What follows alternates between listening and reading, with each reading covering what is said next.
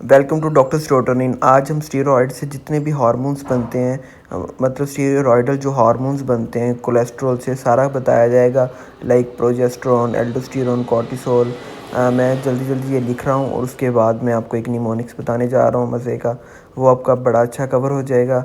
इसके बाद मैं आपको इसका कंसेप्चुअली व्यू बताऊँगा कि मैं एक आदमी की शक्ल बनाऊँगा, पूरा इमेज बनाऊँगा उसका, और बना के और फिर मैं आपको बताऊँगा कि किस तरह टेस्टोस्टेरोन प्रोड्यूस होता है, किस तरह ग्लूकोकॉर्टिकॉइड बनते हैं, कौन कौन से एंजाइम यूज़ होते हैं, सारा कुछ बताया जाएगा। टेंशन लेने की कोई बात नहीं है। ये बहुत इजी सा टॉपिक है, बस सिर्फ थोड़ी सी समझने की देर कि मैं अब आपको सबसे पहले कोलेस्ट्रॉल से प्रोजेनिलोन, प्रोजेस्टेरोन, एल्डोस्टेरोन और कॉर्टिसोल आपको बना के दिखाता हूँ निमोनिक्स के थ्रू। आपको कोलेस्ट्रॉल आपने इस तरह पहले याद रखना है। निमोनिक समझा देता हूँ। विराट कोहली का तो आपको पता है ना।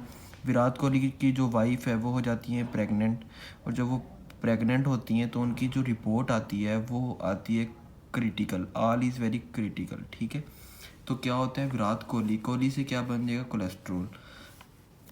प्रेग्नेंट से क्या बन जाएगा, प्रोजिनेनोलोन, ठीक है। और प्रोग्रेस से क्या बन जाएगा, प्रोजेस्टेरोन, ठीक है। ऑल से क्या बन जाएगा, एल्डोस्टेरोन। क्रिटिकल से कॉर्टिसोल। फॉर एग्जांपल ये आप दोबारा देख लें, कोहली से बन जाएगा कोलेस्ट्रॉल, ठीक है। और इसके अलावा प्रेग्नेंट से बन जाएगा प्रोजिनेनोलोन, प्रोग्रेस से बन जाएगा प्रोजेस्टेरोन और प्रोजेस्ट्रीन, ठीक है। ऑल से बन जाएगा एल्डोस्टेरोन, क्रिटिकल से बन जाएगा कॉर्टिसोल। क्योंकि प्रोजेनिलोन के बाद प्रोजेस्टेरोन बनता है, उसके बाद एल्डोस्टेरोन और कॉर्टिसोल बनता है। एक तो आपका ये हो गया निमोनिक्स। सेकंड जो निमोनिक्स है वो है ये वाला। अब आपने ये याद रखना है कि प्रोजेनिलोन से DHEA बनता है और प्रोजेस्टेरोन से एंड्रोस्टेडियोन बनता है, ठीक है। अब इसकी प्रोनाउंसिएशन जो भी है, लेकिन मैं आपको समझाता हूँ कि हमने इसका किस तरह टाइप करना है निमोनिक्स। आपने CID देखी होगी ना। CID में दया का पता होगा आपको। दया की जो बीवी है, मतलब वाइफ जो है, दया एक वर्ड है, एक आदमी का नेम है, ठीक है। उसकी जो बीवी है उसका नेम है रोज़ा लेडी डियोन, ठीक है। रोज़ा लेडी डियोन, ठीक हो गया। दया एंड रोज़ा लेडी डियोन, ठीक है। और उनके टेस्ट वगैरह होते हैं, ठीक है। और टेस्टों की जो रिपोर्ट आती है उसमें क्या होता है कि रोज़ा लेडी डियोन जो होती है वो ईस्ट्रोन यूज़ कर रही होती है, लेकिन ईस्ट्राडायोल यूज़ करना होता है, ठीक है। ये बस इस तरह समझाने के लिए आपको, ठीक है। टेस्टों की रिपोर्ट क्या आती है, ईस्ट्रोन यूज़ करती है रोज़ा लेडी डियोन, लेकिन टेस्टों में क्या आता है कि ये यूज़ करें ईस्ट्राडायोल, ठीक है। तो दया से क्या आ जाएगा, DHEA आ जाएगा, ये देखिए ना, DHEA आ जाएगा। एंड रोज़ा लेडी डियोन से पूरा वर्ड हमारा कवर हो रहा है, ठीक है। एंड रोज़ा लेडी डियोन से आ जाएगा एंड रोस्टेंडियोन, ठीक है। और टेस्ट से क्या आ जाएगा, टेस्टोस्टेरोन रिपोर्ट में क्या आता है कि वो ईस्ट्रोन यूज़ करती है, लेकिन क्या यूज़ करना चाहिए, ईस्ट्राडायोल। तो ये आ गया। और आपको पता है टेस्टोस्टेरोन जो है वो DHT मतलब डाई हाइड्रोक्सी टेस्टोस्टेरोन में भी कन्वर्ट हो जाता है, ठीक है। तो ये आपका हो गया। अब इसका जो कंसेप्चुअली आपको जो समझाना है वो मैं आपको अब समझाता हूँ, क्योंकि ये तो बस एक रट्टा लगाने के लिए ताकि आपको भूले ना। Thank you. ओके गाइस, अब मैं आपको कंसेप्चुअली ओवरव्यू बताता हूँ कि इसका सिंथेसिस ऑफ स्टीरॉयडल हार्मोन। सबसे पहले मैं थोड़े से हार्मोन्स बताता हूँ आपको, मतलब स्टीरॉयडल हार्मोन कौन कौन से होते हैं। इनके साथ साथ मैं आपको इनका बताता हूँ कि ये इनके यूजेस क्या हैं। थोड़े थोड़े यूजेस बता देता हूँ, फिर मैं आपको सारा ओवरऑल बताऊँगा इनका क्या सिस्टम है। अच्छा, स्टीरॉयडल जो हार्मोन्स हैं, एक तो ये cholesterol is necessary for synthesis of the hormones, because cholesterol एक तो हमें मतलब हम जो नोट करते हैं एक डेंजरस सब्सटेंस है, लेकिन ऐसा नहीं होता।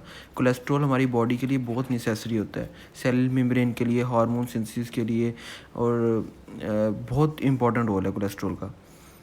या तो हमारी बॉडी एब्जॉर्ब करती है कोलेस्ट्रॉल डाइटरी इनटेक से, या हमारी बॉडी खुद तैयार करती है। अच्छा, अब ये जो प्रोजेस्टेरोन मैंने लिखा है, अब इसकी प्रोडक्शन कहाँ कहाँ होती है? एक तो ये कॉर्पस ल्यूटियम में प्रोड्यूस होता है, दूसरा प्लेसेंटा में ये प्रोड्यूस होता है, ठीक है। अच्छा, progesterone is not directly convert to estrogen, rather it form aldosterone, ठीक है। क्योंकि सबसे पहले इसने ना एड्रिनल कॉर्टेक्स, जैसा कि मैंने आपको निमोनिक समझाऊंगा ना तो आपको पता चल जाएगा कि सबसे पहले ये एल्डोस्टेरोन में कन्वर्ट होता है एड्रिनल ग्लैंड में, उसके बाद ये एस्ट्रोजन वगैरह में कन्वर्ट होता है। Progesterone is not directly convert to estrogen, rather it form aldosterone hormone.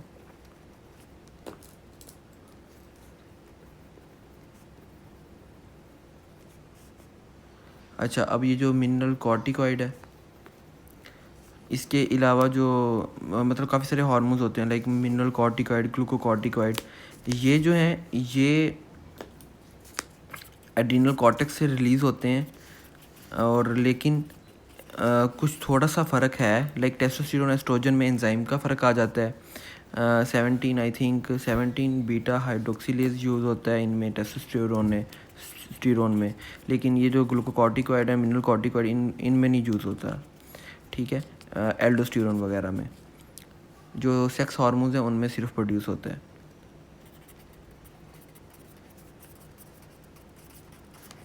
अच्छा, कुछ ऐसे सब्सटेंस भी होते हैं जो कोलेस्ट्रॉल सिंथेसिस करता है, बट वो हार्मोन्स मतलब वो हार्मोन्स नहीं होते, ठीक है ना। Like bile acid, bile salts, आपको पता ही तो होगा, हमारा लीवर प्रोड्यूस करता है थ्रू सिस्टिक डक्ट और कॉमन हेपाटिक डक्ट जो होती है, पता नहीं गाल ब्लैडर से आता है, और इसके अलावा लीवर से आता है, और वो मेन पैंक्रियाटिक मेजर ड्यूडिनल पेपिलाई में चले जाते हैं, मतलब वहाँ पे जाके ओपन होते हैं। तो substance secreted from liver but not hormone, bile it form from cholesterol which is bile salts and bile acid. ये आपका हो गया। अब मैं कोलेस्ट्रॉल का स्ट्रक्चर आपको ड्रा करके दिखाता हूँ। इसमें जो रिंग के नेम है ABCD होते हैं, ठीक है। टोटल 27 कार्बन्स होते हैं, लेकिन हम लोगों ने इसे एक सेटअप बनाना होता है। लाइक अगर हमने कोलेस्ट्रॉल को हार्मोन्स में सिंथेसाइज करना है ना, तो हमने क्या करना है कि उसका जो ऊपर वाली कैप है वो हटा देनी है, लाइक चेन ऊपर वाली हटा देनी है, और नीचे OH ग्रुप होता है, तो उसके हाइड्रोक्सीलेजेस यूज़ करके हाइड्रोजन हमने डीहाइड्रोजिनेज कर देना है, उसकी हाइड्रोजन रिमूव नीचे से कर देनी है। और कुछ पाथवे में हम हाइड्रोक्सिलेशन जहाँ जहाँ करेंगे वो सब्सटेंस प्रोड्यूस होते रहेंगे। ABCD ये 4 रिंग हो गए, ओके। और अब जो है, अब मैं आपको 1 2 3 4 5 6 7 8 ये मैं आपको अरेंजमेंट बता देता हूँ। बिल्कुल आपने इसी तरह अरेंजमेंट याद रखनी है, क्योंकि आपको इससे एंजाइम का पता चल जाएगा कि एंजाइम कौन कौन से। इजी सा है, मतलब साथ साथ ही आपने बस कर लिखते रहना है। 17 से बाद अब चेन रिएक्शन शुरू हो जाता है, मतलब चेन आ जाती है। 20 के बाद ये स्टीरॉयड रिंग है, एडिशनल कार्बन्स यूज़ होते हैं, ठीक है। और ये आगे चेन आ गई। अब 21 20 22 23 24 25 26 27। सो ये हो गया, हो जाएगा।